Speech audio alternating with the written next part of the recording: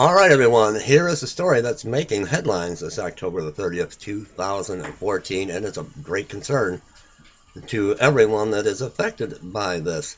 Breaking: what this defiant Ebola nurse just did could intensify the quarantine battle big time.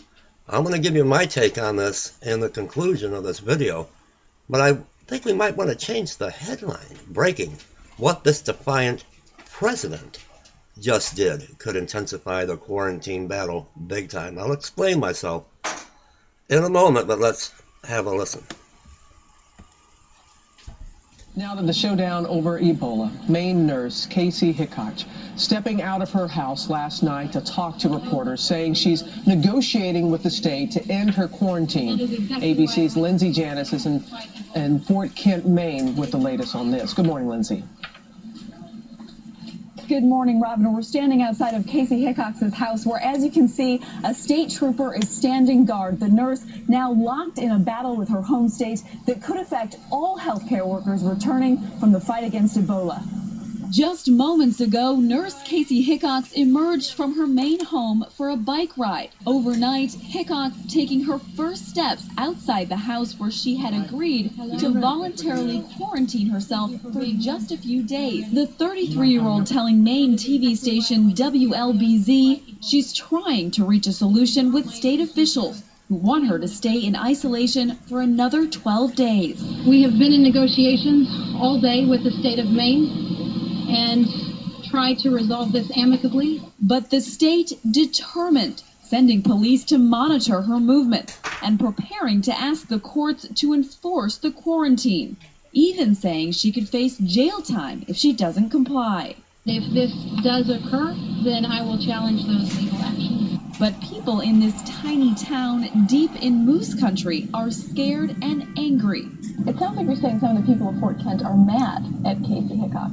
Yeah, they are. The police chief telling us he's been inundated with calls. She was arrogant in saying that she was not going to abide by a voluntary quarantine. People are concerned about her attitude. The debate illustrating the lack of consensus across America over how to deal with healthcare workers returning home after fighting Ebola in West Africa. With healthcare workers returning home after fighting Ebola in West Africa. The fact is, the military will have more Americans in Liberia than any other department. Despite telling ABC News she would go to the court today to have the quarantine lifted, Hickox now telling us she may wait for Maine to make the first move.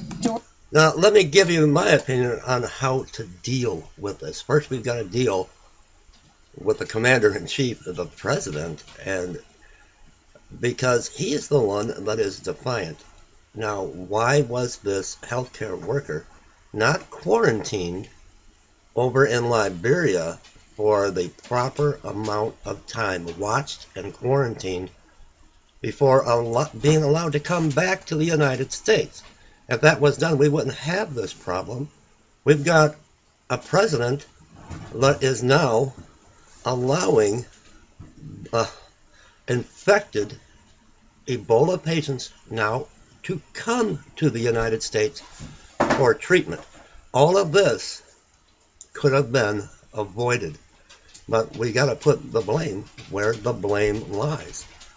Now, we would not have this problem here with this situation if this nurse would have been quarantined, if we would totally stop allowing those infected with Ebola, those treating patients with Ebola, even if it is our own citizens, our own medical team and staff, don't let them come back until there is an all clear. Now we've got our military treating Ebola patients. That's my take on all of this. What do you think? Subscribe to my channel, like the video, share this, and leave me comments.